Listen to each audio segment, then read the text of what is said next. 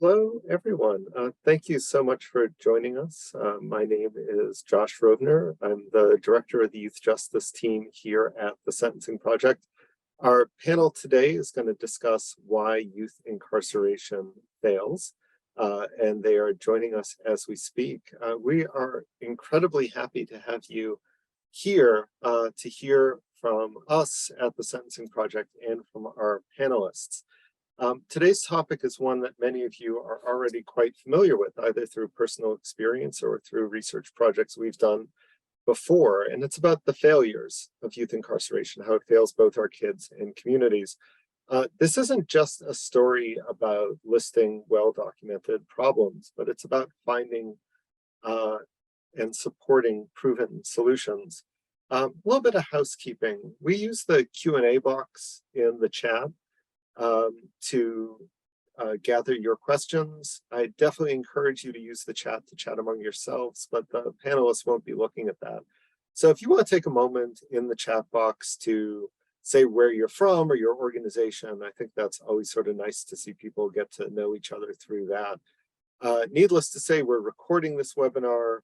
We are live on Facebook right now, but we will also be sharing it by email in a few days. And also posting it on our YouTube.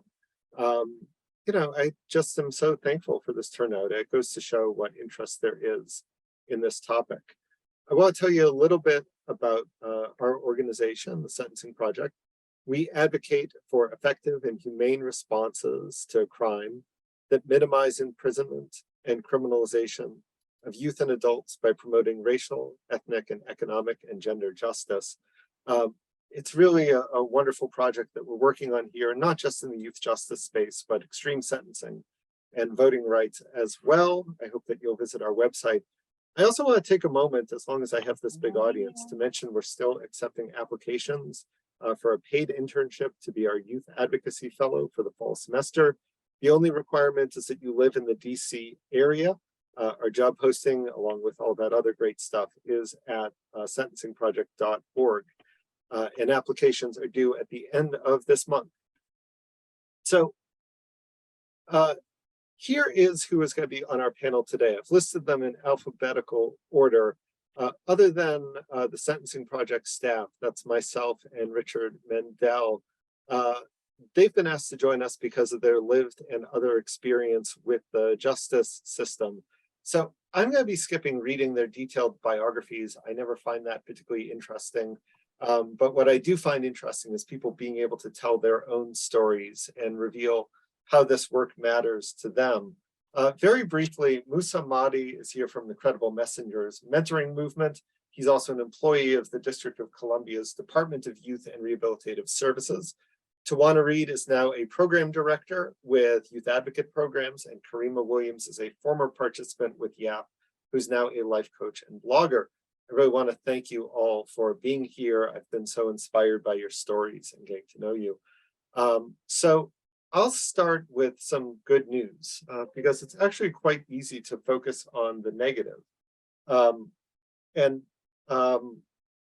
I think it's important to frame this discussion by talking about some important and positive trends in youth incarceration. Even as we note its failures, we should all understand that its prevalence is shrinking. Shown here is the one-day count of youth held in juvenile facilities.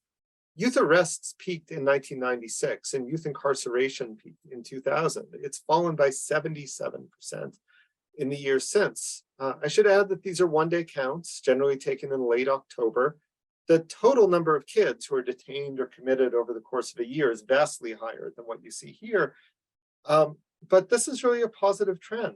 I do want to mention the likelihood of detention for the kids who are in fact arrested is very high. But 1 out of every 4 kids sent to juvenile court is detained at the outset. And we're still locking up a rather astonishingly high number of rather low-level offenses. 2/3 of the kids who are locked up on a typical day are not there on serious or violent offenses. And the racial and ethnic disparities really pervade the system throughout. We should be clear that these drops in youth incarceration are the results of drops in offending and arrests. But those who would tell you that locking up fewer of our teenagers was a mistake really need to deal with the fact that the drops in incarceration have happened hand in hand with drops in arrests. The feedback loop strongly suggests that locking up fewer of our kids was the right decision. We also have a lot fewer kids in our adult prisons and jails. That number peaked in 1997, and it's dropped by 84% since. This reflects both declines in youth arrests, but also changes in laws that disallowed holding youth in adult facilities. These and some other vital statistics are available on our website under Youth Justice by the Numbers. We're here to talk about this topic, though, why youth incarceration fails. And this is the topic of a paper that we released a few months ago. There's 6 essential things that we get across in this. It does not work to actually reduce delinquent conduct. In other words, kids who are locked up are more likely to reoffend, more likely to be rearrested than similarly situated youth who weren't. It damages future successes and well-being. That's college achievement, high school graduation, career achievement, any number of ways that would look at positive outcomes. Kids who are incarcerated are less likely to have those. Facilities are often dangerous and abusive. The scandals in these facilities appall all of us, and there's no shortage of stories that are happening even to this day. Right now, we're looking at appalling conditions, particularly in the South, where the heat has been suffocating and the children are in solitary confinement. In Louisiana and Texas and elsewhere, scandals throughout the country of youth and adult jails in the Baltimore suburbs that really point to the need to get as many people, youth and adults alike, out of these facilities. I mentioned how disproportionately this impacts our youth of color. Despite the fact that youth of color, Black youth in particular, are about 2.5 times as likely to be arrested as their white peers are, they're 4.5 times as likely to be incarcerated. So the unequal policing that leads to disproportionate contact only gets worse as we get deeper into the system. A couple of things to conclude with: it conflicts with healthy adolescent development. This is not a place that any of us would want for our own children. And lastly, exacerbates the trauma that often led people into the system in the first place. At this point, I'd like to introduce Karemma Williams and Tawaina Reed, both of them involved in the youth advocate programs. Can I ask you both to take yourselves off mute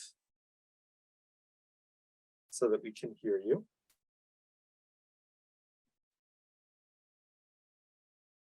Okay. So, excellent. I'm so happy to have you with us. So, Tawaina, let's start with you. Tell us what YAP does and what your role is in YAP before you tell us about how you met Karemma. Hi, my name is Tawaina Reed. I work for Youth Advocate Program in Philadelphia. I am a director for a evening reporting center, which is an alternative to detention. YAP was founded in 1975 in Harrisburg, and we are in 150 countries and in 34 states and the District of Columbia. And I've been with YAP for 22 years. So, Karemma, do you want to tell us a little bit about how you got involved in the justice system and then how you met Tawaina? Yes, so it all really started with my alopecia. I've been dealing with my alopecia, hair loss, since I was 5. And I grew with that, just being bullied, not having friends, problems with socializing with people and family. So, being bullied and not really having, I just didn't have no way. So getting in trouble, defending myself, that the courts had actually gave me, it was like a second chance.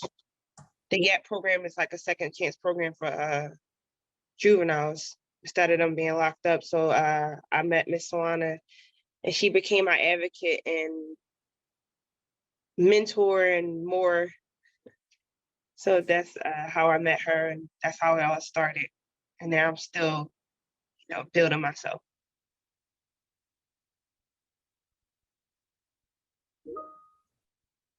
I'm sorry. I'm sorry, I'm muted. I was realizing that. I just want to ask Tawaina, so when you first met Karemma, what was your goal and a strategy to help her?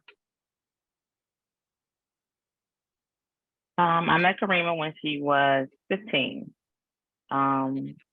Very broken, very low self-esteem.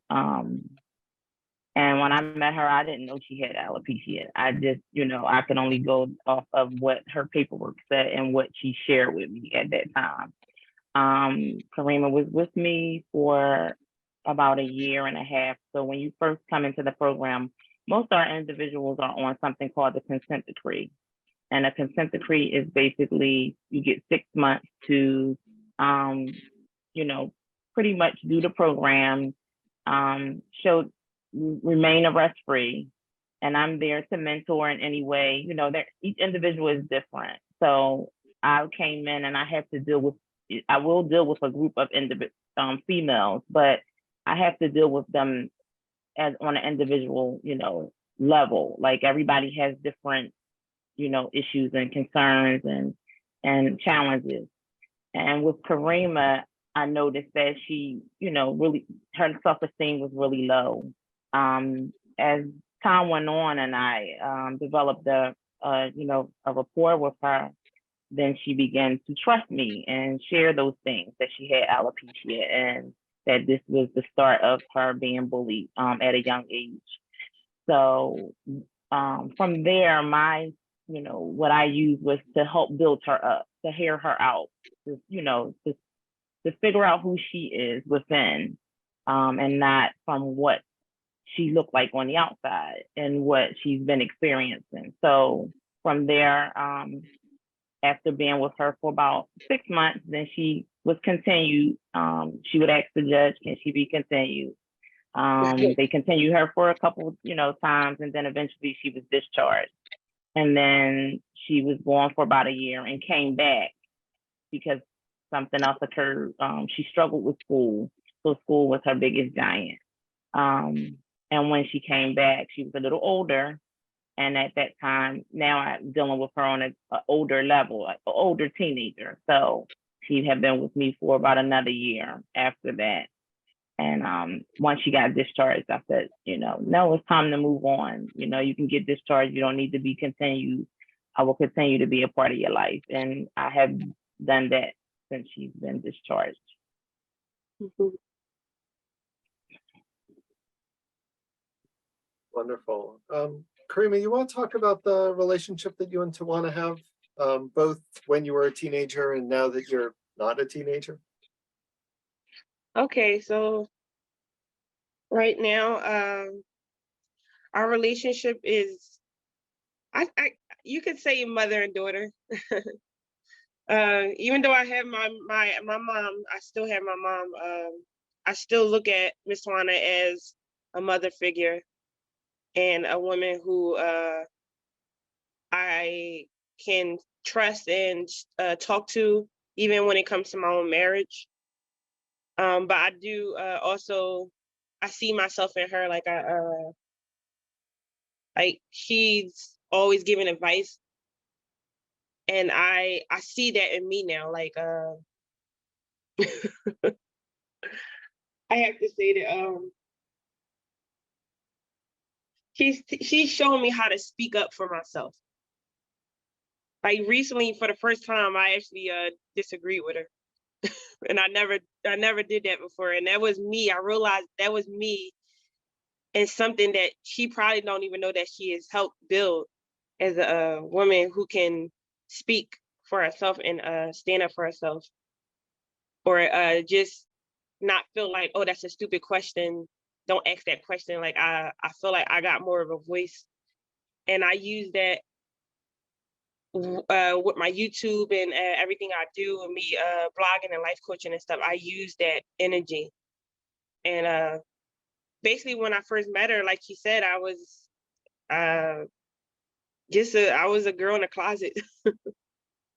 I was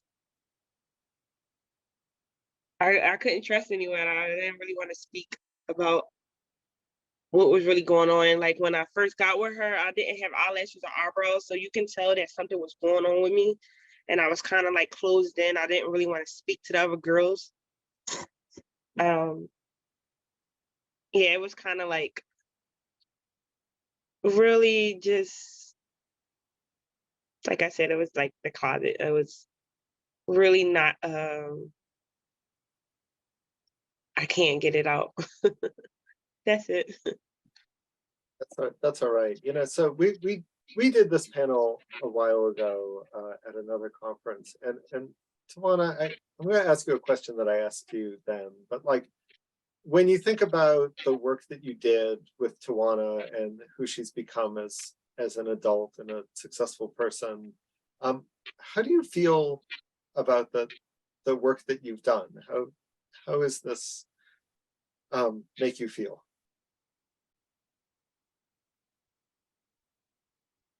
You're saying, how does it make me feel? Yes. It's very rewarding to keep in touch with these young people that I have played a part in their lives. To know them where they came from, to see them where they are today, and that I did something or said something that helped them be better, be a better person, be a productive citizen. Especially ones that most of my young ladies that I have been in contact with, were arrest free. So to see Karemma where she is today, and as she said, she did disagree. I've always spoke to her as if she was my own child. The same thing I would tell my own children. I can't be mad at your truth. That is my favorite line. Like, I can't be mad at your truth. If your truth don't align with my truth, with what I feel, that doesn't mean that it's wrong, because I don't know everything. I'm just telling you from my, my walk and my wisdom, and that I am older, but that don't mean that I'm right. And so your truth is your truth, and I have to, I have to trust and believe in that. And I've always done that with her and anybody's, any girl or young man or young woman that I came across. I can respect what you feel, because your feelings matter. And when Karemma did say that to me, like, spoke up, I said, I appreciate you telling me how you feel, because it's not for you to just listen. I need to hear you as well. You have a voice. I've always tried to instill in her that you have a voice. You can speak, but always when you speak with dignity and respect. Mhm. And people will, they will trust, they will respect you for that. Like, so to see where she is today, that's the reward for me, that I played a part in her life, It along is with her parents and her family. Thank you. Yes, thank you. It's such an inspiring story, and it contrasts so much with the turnover that we see, that how the system works for you is so different than what we see in the detention centers and the youth prisons, where the turnover is enormous, where no one really wants to have those jobs. It's been impossible to keep those places staffed because it's not a caring relationship. And I think no one really wants to be there. And I think this vision that you're sharing and a long-term, lifelong relationship is such an alternative to that. I'm going to turn over this part of the presentation to Dick Mendel, who is the author of many of our papers, including the Why Youth Incarceration Fails, but also the alternatives that we're going to be discussing today. So Dick, I'll take care of advancing your slides, and you'll just let me know when you're ready for that. Sure. Thanks, Josh. It's great to be here. As Josh described before, as we wrote in that Why Youth Incarceration Fails, there's a mountain of evidence showing that incarceration just doesn't work. It doesn't protect public safety, and it really doesn't work for youth well-being. In the last panel that Karemma was, she talked a little bit about what it was like to be in the detention center. I'd love to hear her describe that again. for you, because it really, as she describes it, is the opposite of what she needed to succeed in that time. And we'll look forward to hearing her tell us a little bit more about that. So we know that incarceration doesn't work, and it brings up the obvious follow-up question, which you see at the top of this screen now: if not incarceration, what? And so that's what I've been looking into and writing about this year. And the answer is really twofold. We need effective alternatives to incarceration for young people who pose serious risk to public safety. And we need system reforms that minimize that maximize the use of alternatives and minimize the unnecessary incarceration of youth who don't pose a risk to public safety, which remains a common problem. I think that Karemma is an example of that. I can advance the slide, the next one. So last month, we put out a follow-up report called Effective Alternatives to Youth Incarceration. You can see the cover here. Among other things, the report highlights 6 very promising alternative to incarceration program models for youth who pose serious risks to public safety. And you already heard about one of those models, YAP. With my few minutes today, I want to talk to you about the 5 other models highlighted in the report. And I also want to describe the core principles that local justice systems can use if they want to develop their own homegrown alternative to incarceration programs, which, if they're well designed, can be just as effective as the highlighted models. And then I want to quickly touch on the state and local system reforms that are just as important as good programs for reducing over-reliance on youth incarceration. Those system reforms are the subject of another new report that will be released soon, in the next month or so. Next slide, please. So starting with back to alternatives to incarceration, again, the report focuses on 6 models, and all of them have proven effectiveness for youth with significant offending histories. And they all have backing from organizations that are dedicated to supporting their effective replication. Next slide, please. Here's the list of the programs, and you can look at them. I won't read them off now because I'm going to go through each of them in turn. So let's go to the next slide. And this is a look at about the effectiveness of YAP. This is a recent random assignment evaluation study looking at the impact of YAP. Of a YAP program in Chicago that was enhanced with intensive cognitive behavioral therapy, even more intensive than in the regular program. And as you can see, this program resulted in 48% fewer violent arrests during the program period when the youth were participating. It also resulted in big drops in violent arrests, total arrests, and school discipline incidents after completing the program. So YAP, it really can have a big impact on public safety. And now let's go to the next slide. So I'm going to start now describing the 5 other models, and one of them is credible messenger mentoring, which we'll be hearing much more about later in a few minutes from Musa Mahdi, our other panelists. But just to give you an overview, in this model, individuals with experience in the justice system, many of them formerly incarcerated, are hired and trained to mentor youth who might otherwise be incarcerated themselves. The mentors work intensively with the young people. They're typically available 24/7, providing support and encouragement and crisis intervention for the young people. The credible messengers don't really represent an alternative program themselves, but they're rather a critical extra ingredient to make more typical alternative programs more effective. In the words of Clinton Lacey, who developed credible messenger mentoring programs in New York City and Washington, D.C., they provide the glue or the extra motivation that make the other programs work. Next slide, please. So this is the results from a recent study of a program in New York City, the AIM program. And as you can see, it resulted in dramatic reductions in total arrests and in felony arrests. The participants much lower recidivism. The next slide, please. The next model is family-focused multidimensional therapy models like multisystemic therapy and functional family therapy and others. And these are intensive interventions designed to address family issues and other problems that can drive delinquent behavior. Dozens of studies over 4 decades have found these models effective in reducing delinquency and averting incarceration and other residential placements. For instance, MST programs with for youth with serious offenses have reduced arrest rates by 42% on average, compared with probation, residential confinement, and other alternatives. MST and FFT are both operating in dozens of sites across the country and in many other countries too, and both have sophisticated organizations dedicated to supporting effective replication of their models. Next slide, please. You bet. Hey, Dick, you can slow down a bit as you speak. Okay.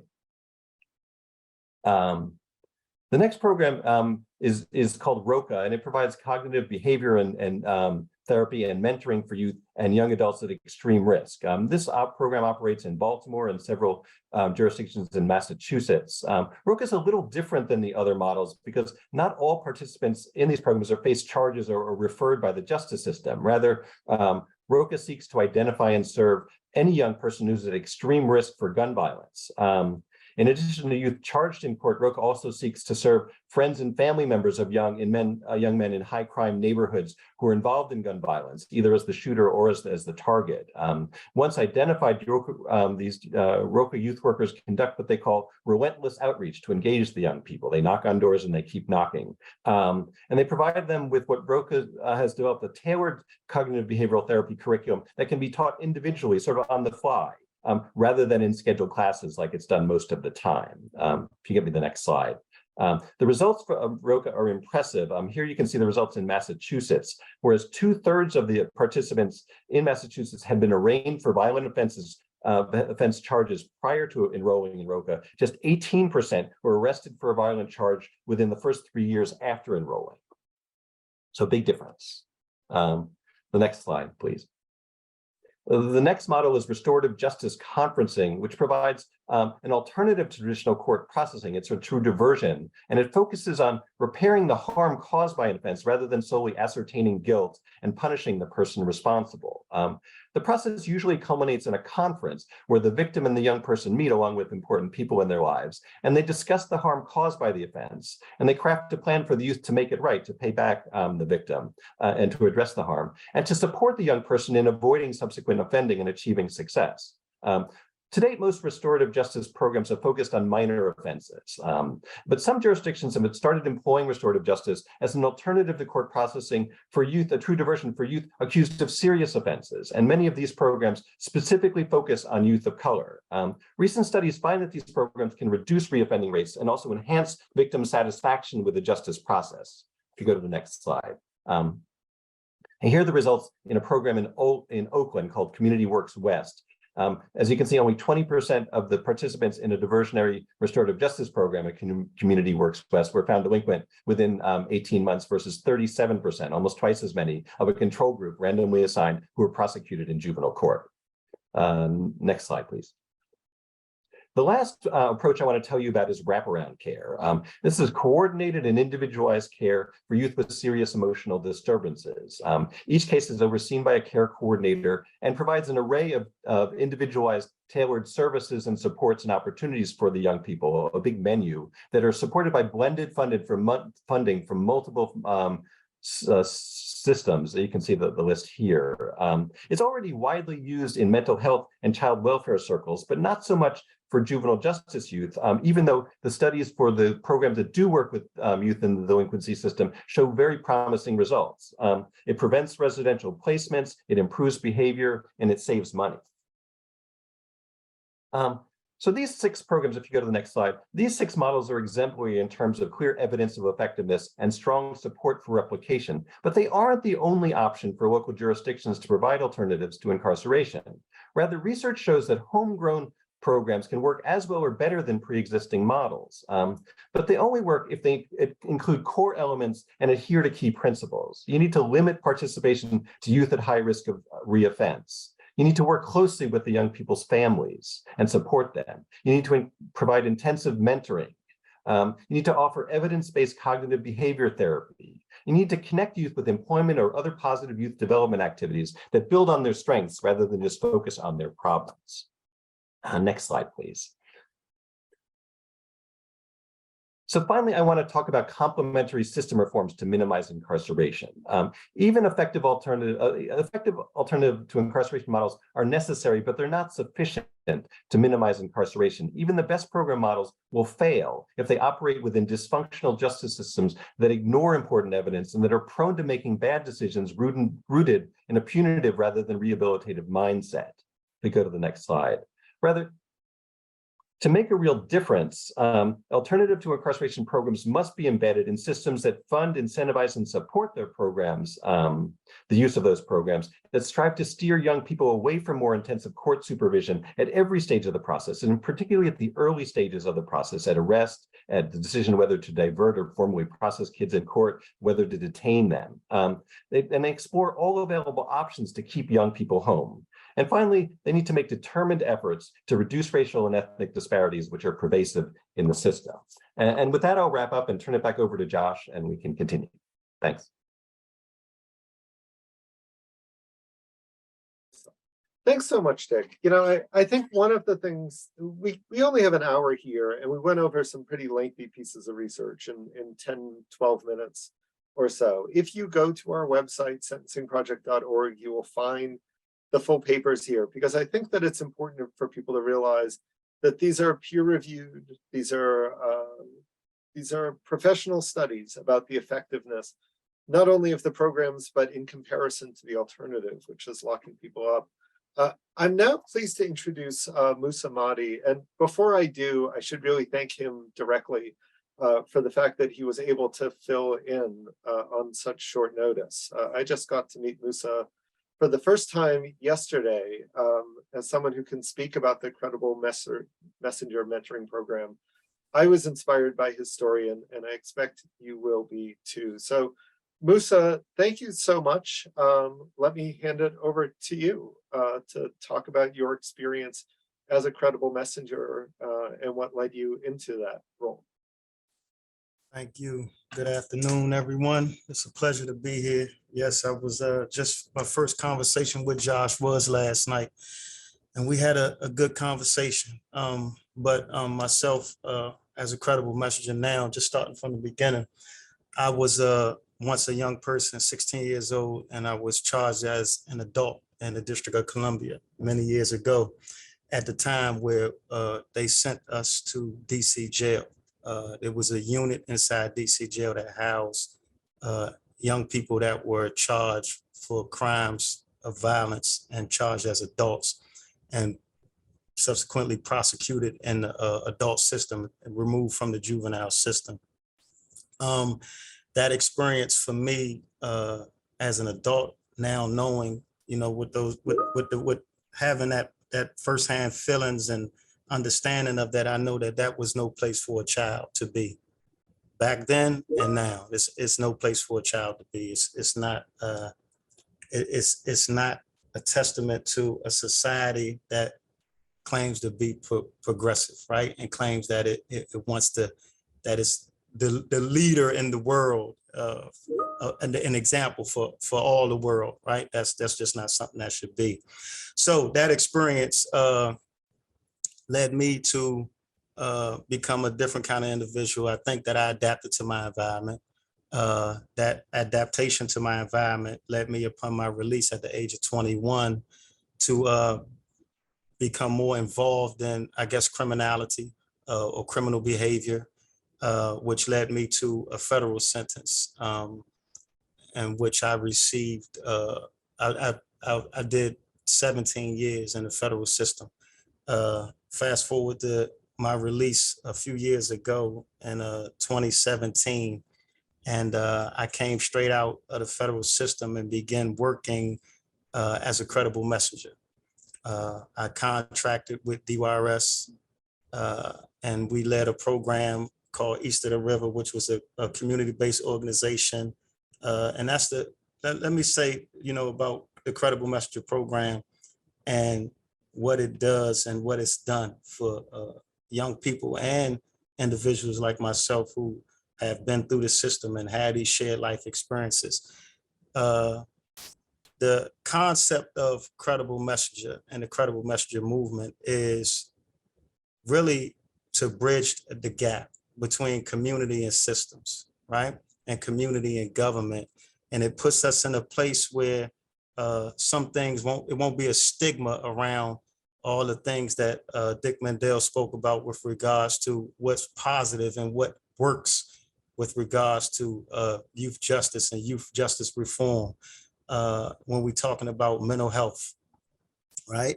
And when we're talking about behavioral health, and even if we're talking about CBT and how it works, right, and how it's presented, we got to first talk about getting over the stigma that African Americans in this country, marginalized people in this country, have every right to not want to approach systems, to not want to approach any system that proposes to help you, proposes to change you, proposes to do, because of our history in this system, because of our history with government agencies and government systems, right? And we don't want to act like the Tuskegee experiment, and we can just name all of these experiments and all of the things that was done to our communities.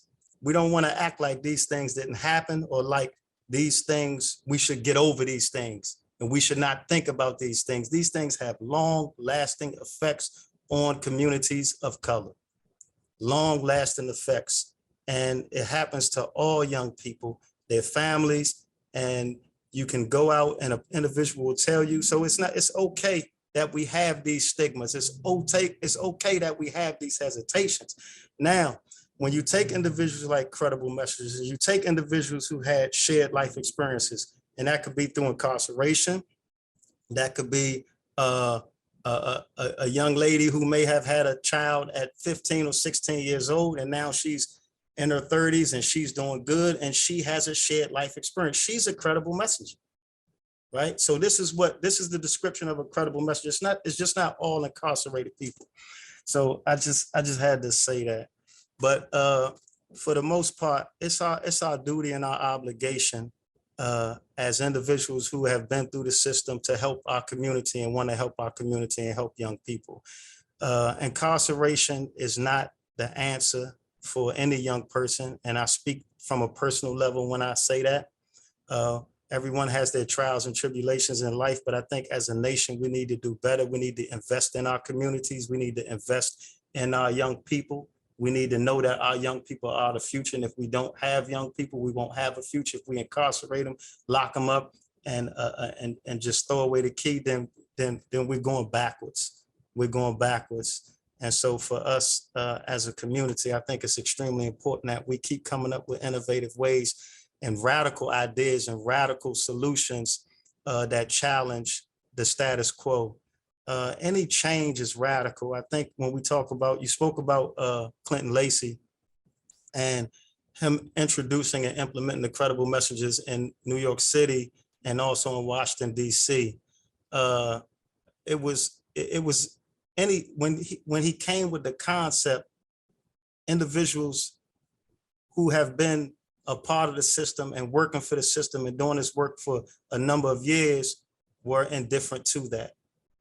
So the most important aspect that Director Lacey had to do was to make this unification of system and community.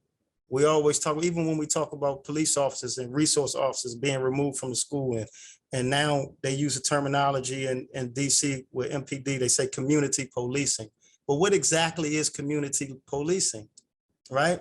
It's where an officer knows the person in the store. An officer knows the grandmother of a young child.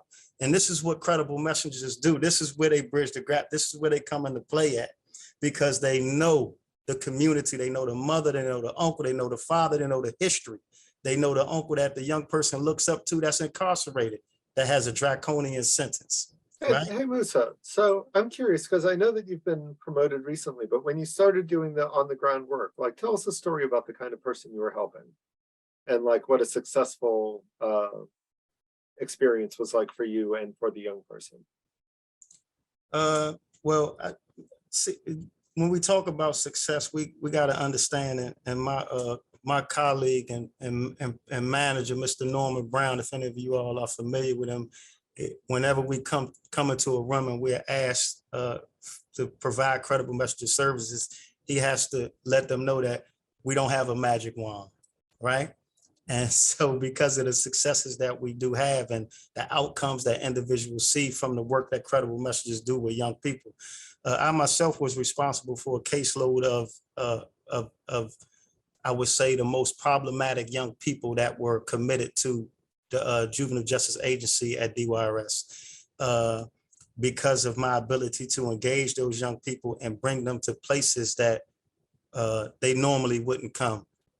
We were tasked with reaching young people who were technically outside the reach of traditional justice, juvenile justice programs and resources. Not the young people that come into the rec centers, not the young people that come looking for summer youth employment, but the young people who were in the project hallways, the young people who were in the trenches, for lack of a better explanation. The young people who you had to go and locate and find, the young people who you knew would transition from juveniles to the adult system because of the kind of behavior and the things that they were displaying due to their community and the things that have been put in front of them that were normalized to them. So that was one of our challenges. And we had a very high success rate of helping these young people to navigate the system, to navigate the community, to bring them to school. And so successes for us, and anybody who's working with young people, please count the small successes, right? We have to celebrate every success because that's not something that we do in our communities. So a success for us could be a child not going to school and all of a sudden he went to 3 classes today, right? He might wasn't going to school till lunchtime and now I got him there at 10 o'clock. So successes started in small steps, and really success when you're working with young people who have these difficult challenges is that the phone rings 2 or 3 o'clock in the morning and they're having second thoughts about something that they are normally doing at that time.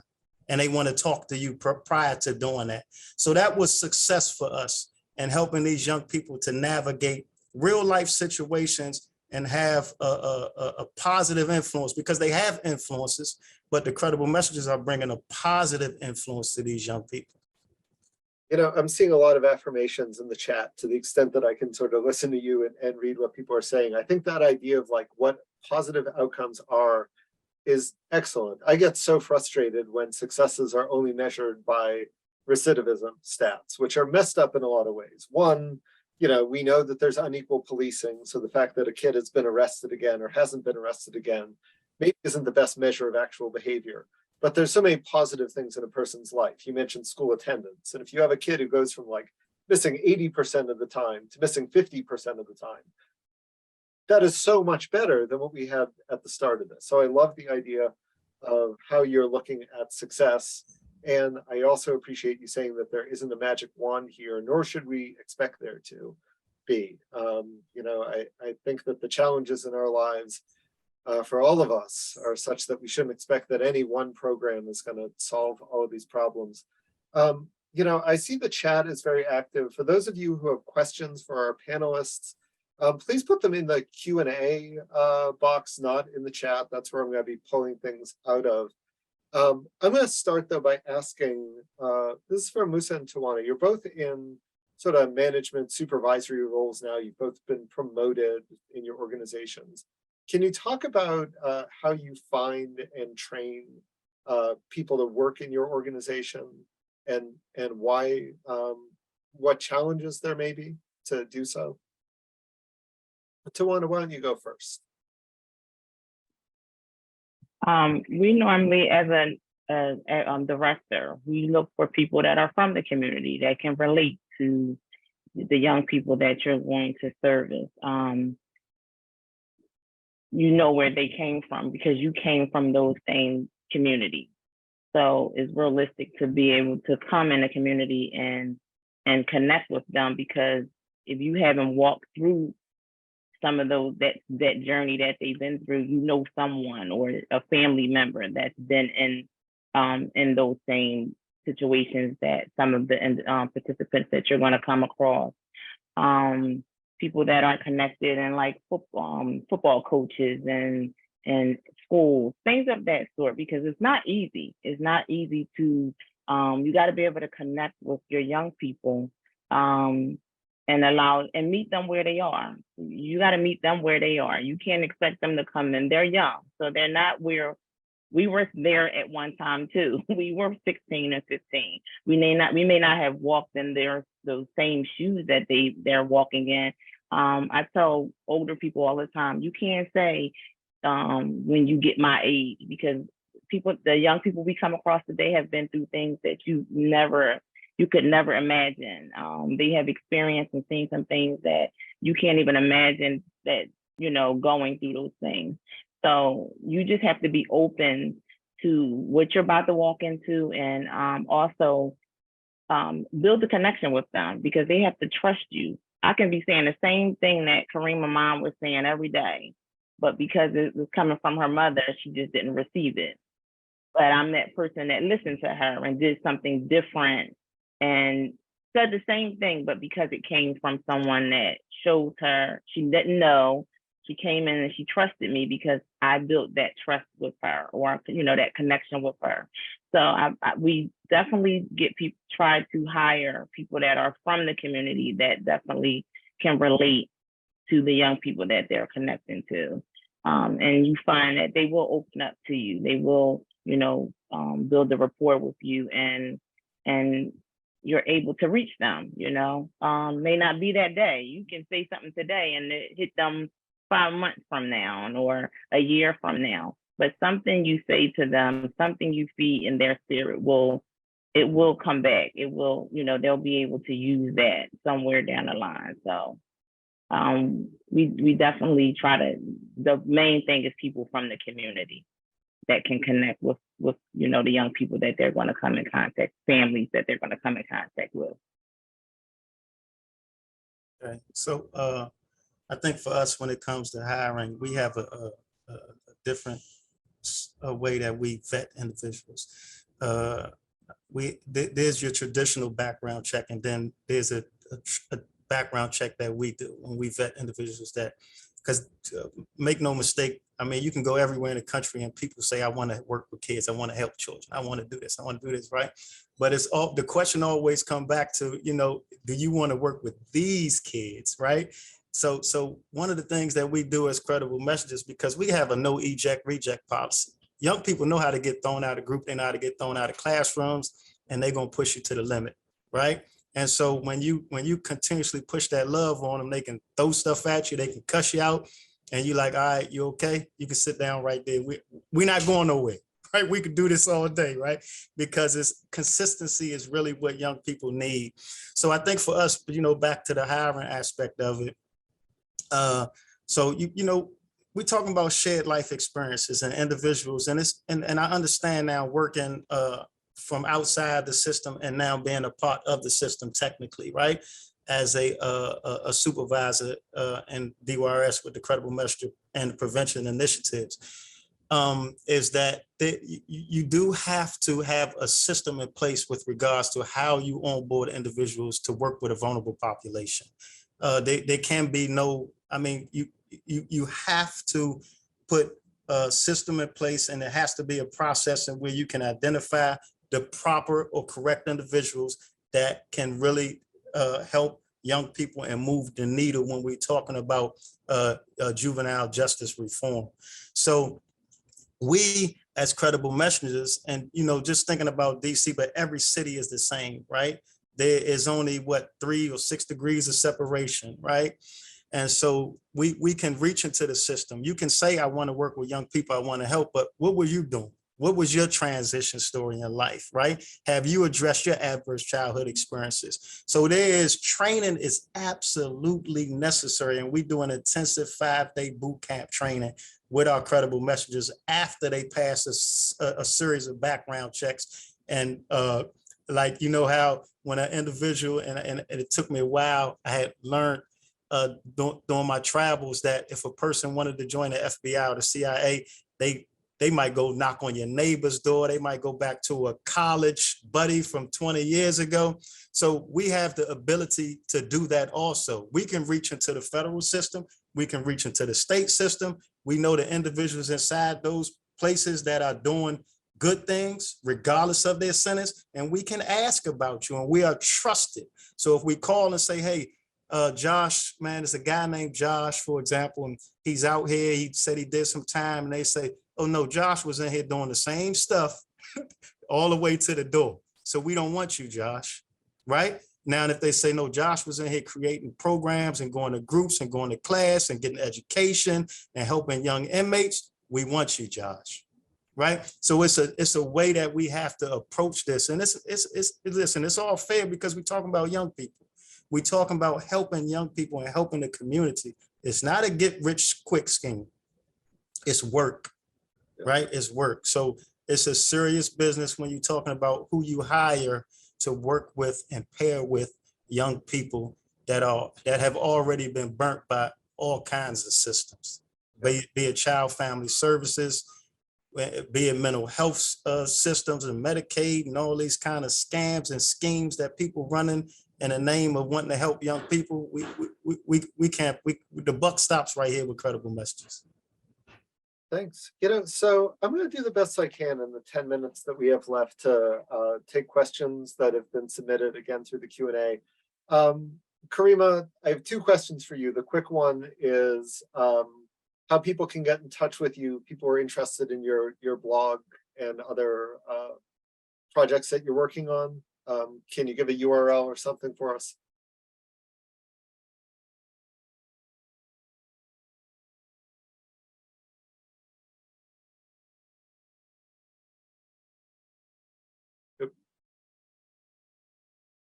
I think you are muted. If you want to hit the unmute button. Should I put the information in a chat? First say it out loud and then why don't you type it in the chat both. So the one way you can get in touch with me on YouTube is Root Chakra K. That's ROOTCHAKRA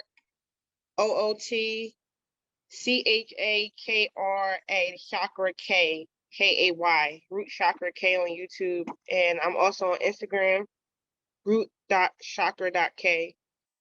And where I do most of my designing and art stuff, and I dance, art dance, is a way I show my appreciation for loving myself. So when I dance, I'm expressing the love for myself. So that's something else I do. But I am starting to refurbish furniture and things like that, and I'm throwing that with everything else I'm doing. So that's on my YouTube, my Facebook. It's called The Root of Art by Root Chakra K, and that I am decorating there, and I'm speaking, and I'm dancing, and that's the one page I do everything on. So yeah, that's why I was gonna put in the. It's a lot. I got. It looks like one of our participants typed it in for you, so you don't have to. So thank you to Sienna Miller for doing that. Dick, one of the interesting questions that we got, you talk about these as alternatives to incarceration, and someone asked, why is it a good idea to limit participation to youth at high risk? If we had unlimited funds, wouldn't it be beneficial for all youth?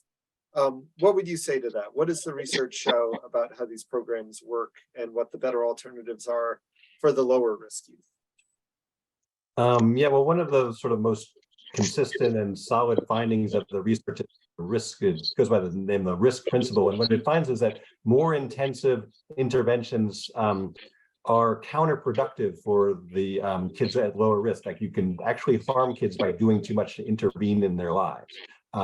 So you need to, kids at lower risk that are not involved in serious delinquency, the best thing you can do is leave them alone or have really light touch interventions, and they do better.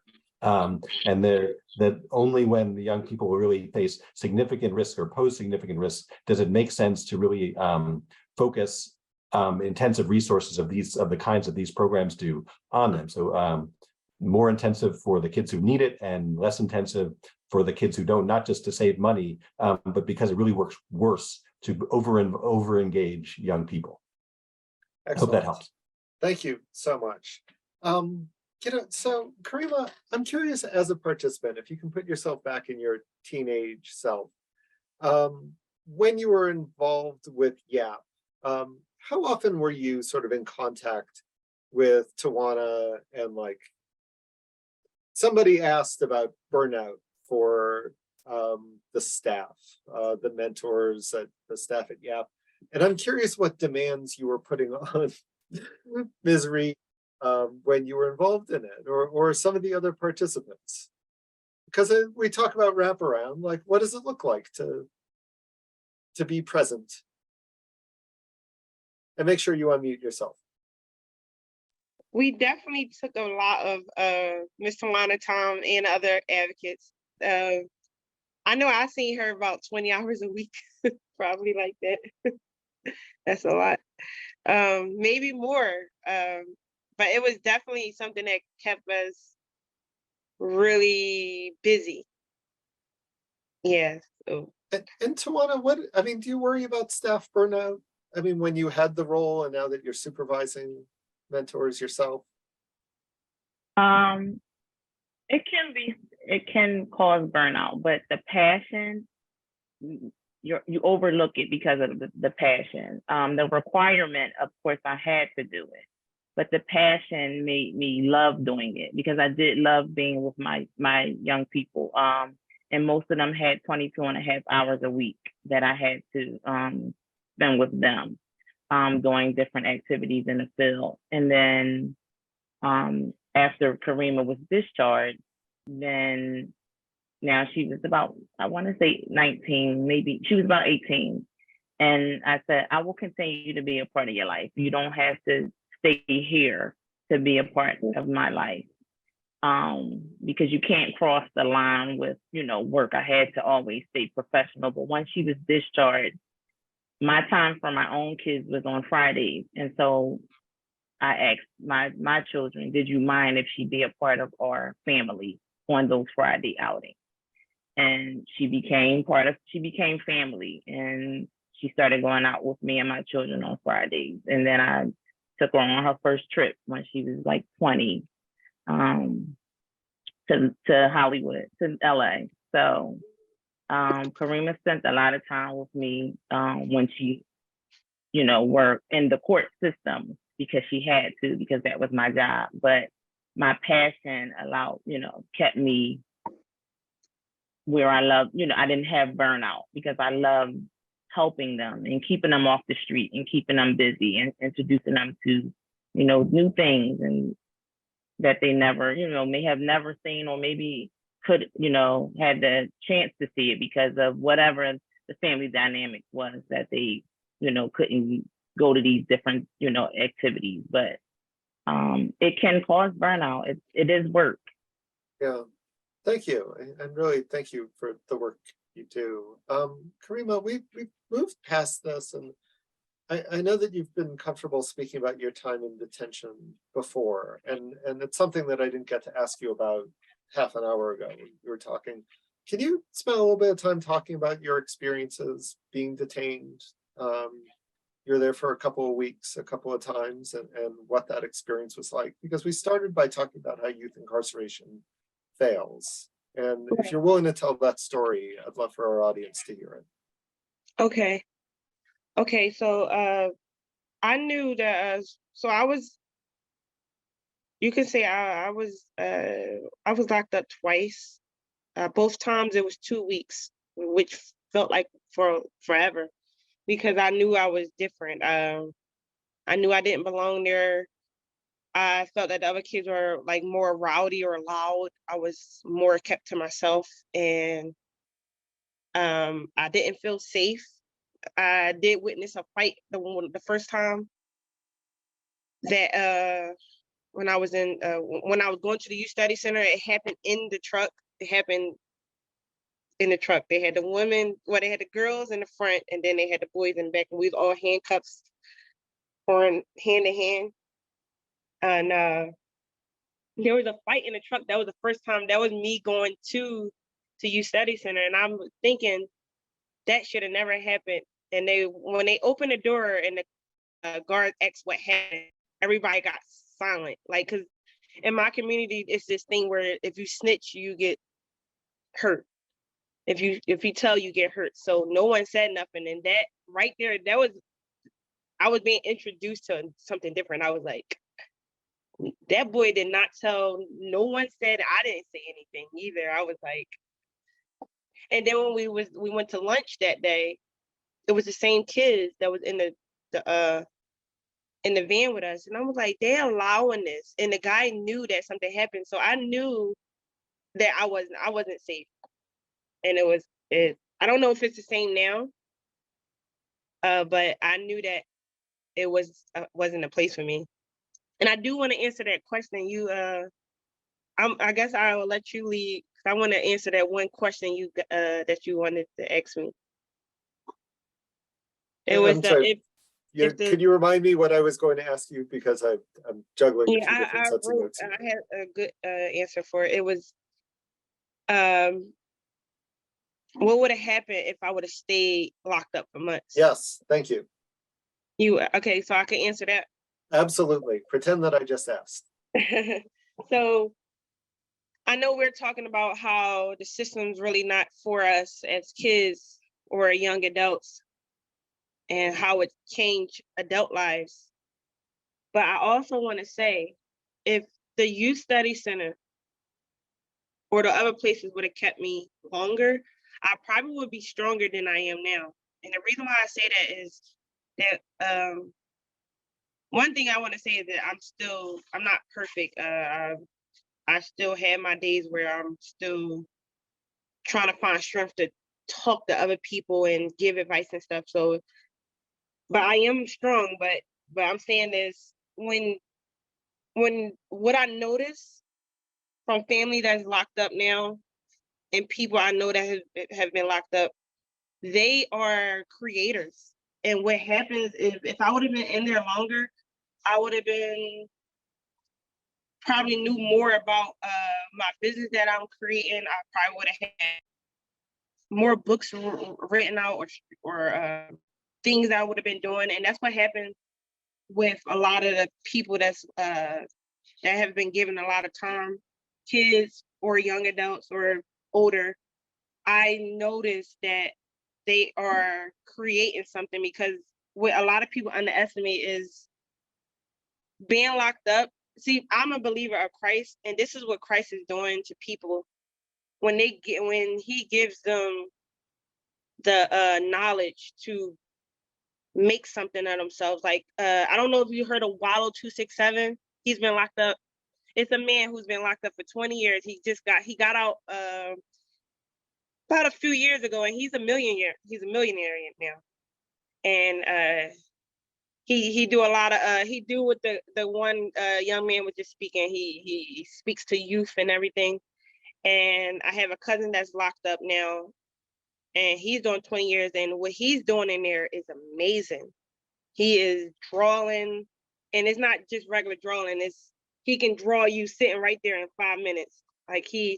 So that's what happens, and that's what I witnessed. Is that's what's happening in the youth detention centers and in adult lockup, that people are being very creative with their time because they have nothing but time.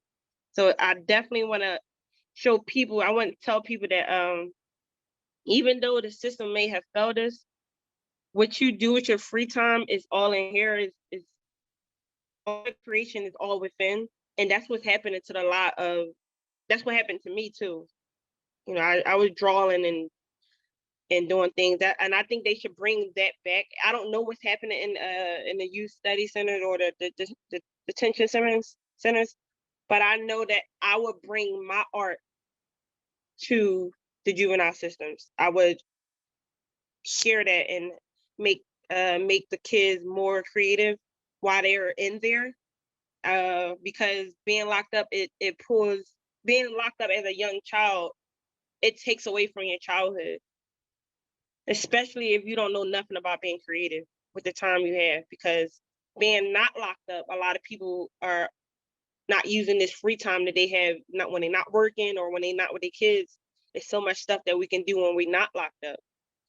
So if I could remind people who are locked up that they can do stuff with that free time, it would be now. I would tell them, if this is, is being recorded, I would tell them to be creative and keep their mind on being successful and just free spirit. Because I believe that anybody don't matter where you come from. I believe that anybody everybody's creative. Thank you Yes. so much for that perspective. I mean, and really, thank you to all of our panelists, Karemma and Musa. I really appreciate you talking about your experiences. I know it can be traumatic, and we ask a lot of incarcerated people and their families, and I don't minimize how hard it can be to tell those stories. And I thank you directly for doing so, and the work that you're doing now. I feel very lucky to have met you through this work, and Tawaina, I'd say the same. Like, we're all lucky to know you and have you. Thank you very much. One of the questions that we got a lot was how to do this work in your communities. I think that you'll find examples throughout the country on our website, in the reports that Dick has authored.